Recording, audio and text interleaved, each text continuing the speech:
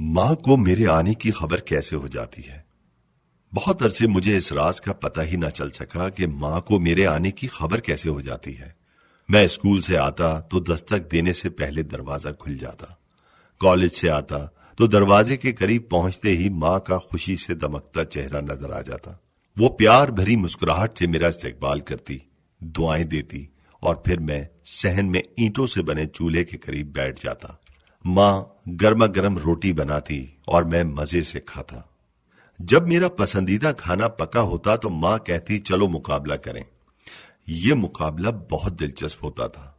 माँ रोटी चंगीरी में रखती और कहती अब देखते हैं कि पहले मैं दूसरी रोटी पकाती हूं या तुम इसे खत्म करते हो। माँ कुछ इस तरह रोटी पकाती, इधर आखिरी निवाला मेरे मुंह में जाता और इधर ताजा ताजा और गर्मा गर्म रोटी तवे से उतरकर मेरी चंगीरी में आ जाती। यूं मैं 3-4 रोटियां खा जाता, लेकिन मुझे कभी समझ ना आई कि फतह किसकी हुई। हमारे घर के कुछ उसूल थे, सब इन पर अमल करते थे।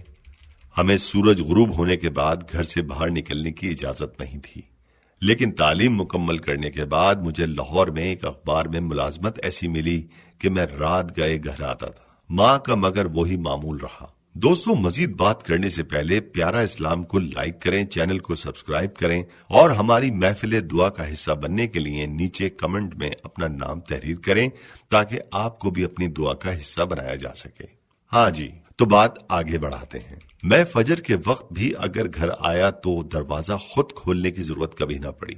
लेट हो जाने पर कोशिश होती थी कि मैं खामोशी से दरवाजा खोल लूं ताकि माँ की नींद खराब ना हो, लेकिन मैं इधर चाबी जेब से निकालता, इधर दरवाजा खुल जाता। मैं माँ से पूछता था आपको कैसे पता चल जाता है कि मैं आ गया हूं। प्यारी माँ हंस के कहती मुझे तेरी खुशबू आ जाती है।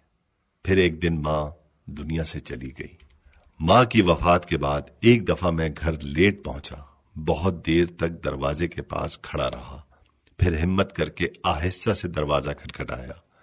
कुछ देर इंतजार किया और जवाब ना मिलने पर दोबारा दस्तक दी। फिर गली में दरवाजे के करीब ईंटों से बनी दहलीज पर बैठ गया। सोचों में गुम ना जाने कब तक दरवाजे के साथ टेक लगाए बैठा रहा और पता नहीं मेरी आंख कब लगी। बस इतना याद है कि मस्जिद से अजान सुनाई दी। कुछ देर बाद सामने वाले घर से अम्मी की सहेली ने दरवाजा खोला। वो तड़प कर बाहर आईं। उन्होंने मेरे सर पर हाथ रखा और बोली पुत्र, तेरी माँ गली की जानिब खुलने वाले तुम्हारे कमरे की खिड़की से घंटों झांकती रहती है। इधर तू गली में कदम रखता था और इधर वो भागम भाग नीचे आ जाती थी। वो बोली पुत्र, तेरे लेट आने, रात गए किचन में बर्तनों की आवाजों और शोर की वजह से तेरी भाभी बड़ी बड़बड़ किया करती थी क्योंकि उनकी नींद खराब होती थी। फिर उन्होंने आबदीदा नजरों से खिड़की की तरफ देखा और बोली पुत्र, हुण ए खिड़की कदी नहीं खुलनी। कुछ अरसे बाद मैं लाहौर से इस्लामाबाद आ गया, जहां मैं 11 साल से मुकीम हूं। साल में 1-2 दफा लाहौर जाता हूं। मेरे कमरे की वो खिड़की अब भी वहां मौजूद है, लेकिन माँ का वो मुस्कुराहट भरा चेहरा मुझे कभी नजर नहीं आया। धूप बहुत काटेगी जब शजर कट जाएगा। अल्लाह पाक सबकी माओं को सेहत अता फरमाए, आमीन सुम्मा आमीन। दोस्तों, माँ जैसी हस्ती दुनिया में कहीं भी नहीं। अल्लाह से दुआ है जिनकी माएं जिंदा हैं, अल्लाह पाक लंबी जिंदगी अता फरमाए, और जिनकी माएं इस दुनिया फानी को छोड़ चुकी हैं, अल्लाह उनकी कब्र को जन्नत के बागों में आला बाग बनाए, आमीन सुम्मा आमीन। सवाब की नियत से शेयर करें। जज़ाकल्लाह।